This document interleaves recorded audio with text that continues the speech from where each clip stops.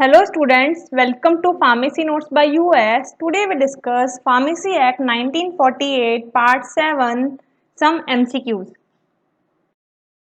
So question number 31 is the chapter 3rd of Pharmacy Act 1948 describe about, यानी कि जो मैंने आपके प्रीवियस वीडियो में बताया था कि जो फार्मेसी एक्ट है टोटल 5 चैप्टर्स में है जो कि डिवाइड किया गया है, उसमें जो चैप्टर 3rd है वो किसके बारे में है जो कि डिस्क्रिप्शन देता है। ऑप्शंस की अगर बात करें कि वो पीसीआई के बारे में बताता है यानी कि फार्मेसी काउंसिल ऑफ इंडिया के बारे में बता रहा है। सेकंड है एसपीसी यानी कि स्टेट फार्मेसी काउंसिल के बारे में इंट्रोडक्शन देते हैं। सी एमसीआई यानी कि medical council of India and D none of this. तो ऑब्वियस है जो चैप्टर 3rd है वो स्टेट फार्मेसी काउंसिल के बारे में इंट्रोडक्शन दे रहा था, तो इसका आंसर रहेगा B SPC. Question number 32 is the pharmacy act come into force on, यानी कि जो फार्मेसी एक्ट है वो किस साल है जो कि पास हुआ था। ऑप्शंस हैं 4 मार्च 1948, 14 नवंबर 1949, 23 सितंबर 1971 and D none of the above. तो जो फार्मेसी एक्ट है वो फोर्स में आया था 4 मार्च को 1948 के अंदर, तो इसका आंसर रहेगा A 4 March 1948।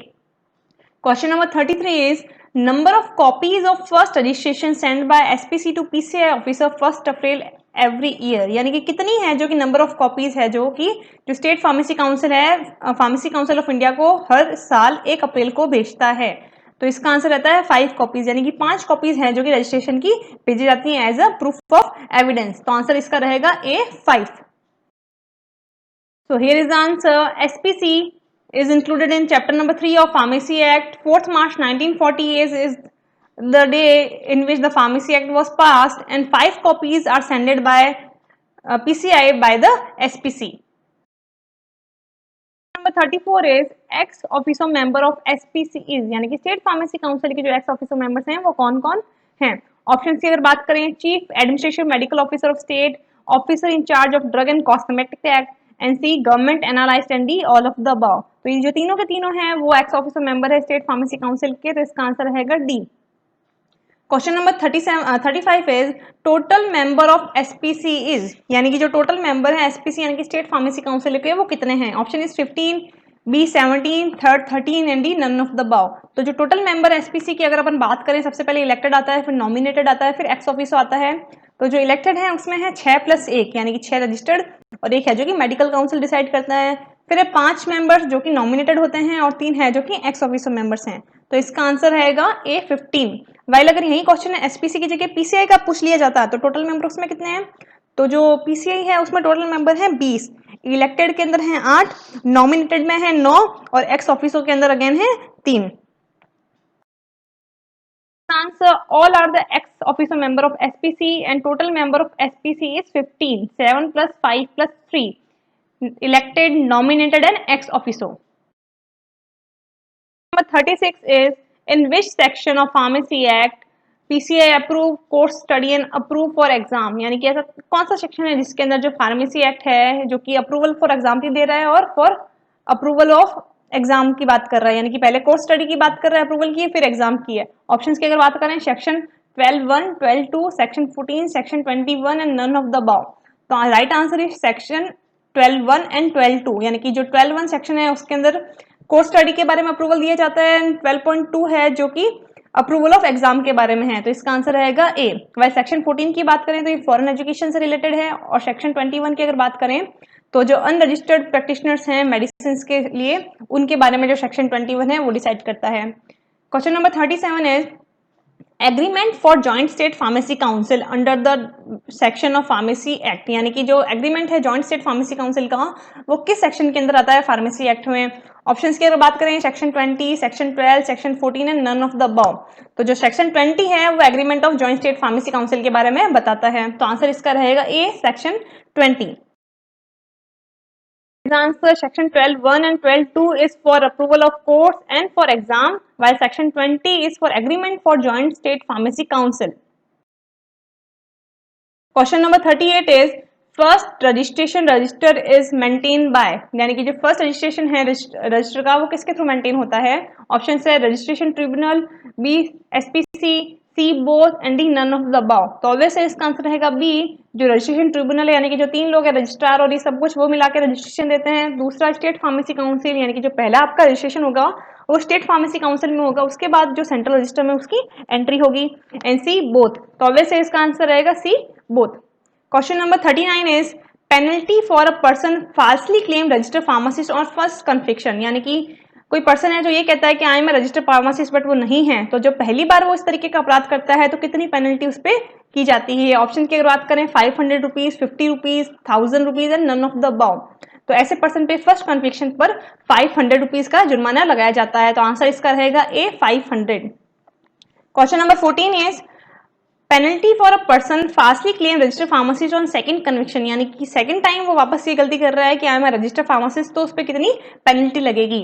Option imprisonment of 6 month और 1000 rupees, not less than 1000 rupees, fine 500, fine 50 rupees and none of the above. तो जो अगर सेकंड बार इस तरीके का अपराध करता है तो उस पर जो लगता है पेनल्टी वो रहता है या तो जेल लगेगी 6 महीने की या फिर 1000 rupees charges.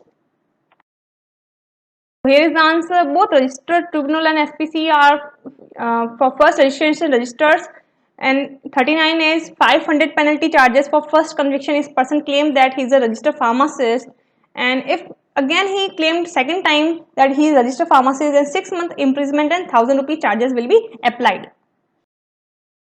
Question is penalty for dispensing of drug other than registered pharmacist is, यानी कि अगर आप रजिस्टर फार्मासिस्ट नहीं हो फिर भी आप है जो कि मेडिसिन को डिस्पेंस कर रहे हो तो आप पे कितनी पेनल्टी लगेगी। ऑप्शन की अगर बात करें 6 मंथ इम्प्रिजमेंट और फाइन 1000 रुपीज ऑफ बोथ, फिर है 1 year imprisonment of fine 2000, C both and D none of the above. तो अगर इस तरीके की ऑफेंस है तो पेनल्टी लगती है 6 महीने या फिर 1000 रुपए या फिर दोनों, तो आंसर इसका रहेगा A. Question number 42 is penalty for failure to surrender the certificate of registration, यानी कि अगर कोई पर्सन है जो कि अपना सर्टिफिकेट है जो कि नहीं बता पा रहा रजिस्टर्ड, तो उस पर कितनी है जो पेनल्टी लगती है। ऑप्शन है 500, 1000, 50 and none of the above. तो इसका आंसर रहेगा 50 रुपीज, यानी कि 50 रुपए जुर्माना उससे लिया जाता है। आंसर अगर अनरजिस्टर्ड पर्सन है जो मेडिसिन डिस्पेंस कर रहा था 6 महीने की सजा या फिर 1000 रुपए फाइन या फिर दोनों, और अगर कोई पर्सन अपना सर्टिफिकेट दिखाने के लिए सक्षम नहीं है या फेल हो रहा है तो उसे 50 रुपीज जुर्माना लगता है।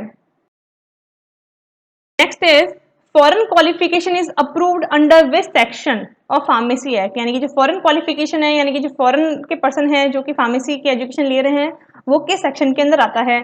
तो इसका आंसर रहता है सेक्शन 14, यानी कि जो 14 सेक्शन है उसके अंदर फॉरेन क्वालिफिकेशन की अप्रूवल के बाद आती है, यानी कि option A.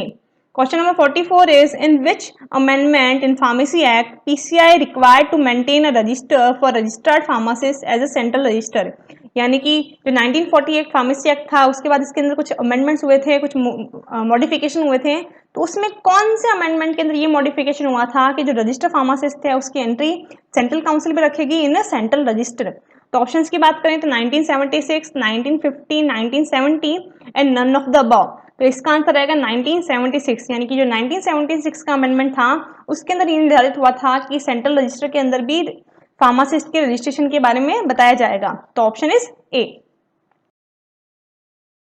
Is the answer.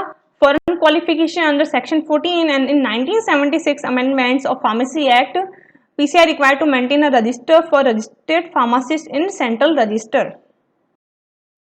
Number 45 is central drug laboratory located in which city, यानी कि जो सेंट्रल ड्रग लेबोरेटरी है वो कौन सी सिटी में लोकेटेड है। ऑप्शंस की अगर बात करें कसौली, बी कलकत्ता, सी इजातनगर और D none of the above. तो जो सेंट्रल ड्रग लेबोरेटरी है वो जो कलकत्ता के अंदर यानी कि वेस्ट बंगाल के अंदर है जो कि लोकेटेड है, तो इसका आंसर रहेगा डी कलकत्ता। वाइल 46 CDRI यानी कि central drug research institute located in which city, यानी कि जो सेंट्रल ड्रग रिसर्च इंस्टीट्यूट है वो किस शहर के अंदर है। ऑप्शन की अगर बात करें Lucknow, Izzatnagar, Delhi and none of the above. तो जो CDRI है वो लखनऊ के अंदर है यानी कि यूपी के अंदर है, तो इसका आंसर रहेगा ए। बात करते हैं Indian veterinary research institute placed in which city. जो इंडियन वेटनरी रिसर्च इंस्टीट्यूट है यानी कि जो जानवरों की रिसर्च इंस्टीट्यूट है वो कौन सी शहर में प्लेस्ड है। ऑप्शंस की बात करें जयपुर, जोधपुर, दिल्ली और इज्जतनगर। तो जो इज्जतनगर है वहां पे ये जो संस्था है वो जो कि अवेलेबल है, आंसर डी। फिर है 48 central research institute located in, यानी कि जो सेंट्रल रिसर्च इंस्टीट्यूट है वो किस शहर के अंदर स्थित है। ऑप्शन की बात करते हैं तो अपन कलकत्ता, कसौली, इज्जतनगर एंड लखनऊ। तो जो कसौली है उसके अंदर सेंट्रल रिसर्च इंस्टीट्यूट है जो कि प्लेस्ड है। तो आंसर इसका रहेगा B. Answer Izzatnagar in Indian Veterinary Research Institute, while a central research institute is located in Kasauli. If you understand and enjoyed the video, please like, share and subscribe. Thank you.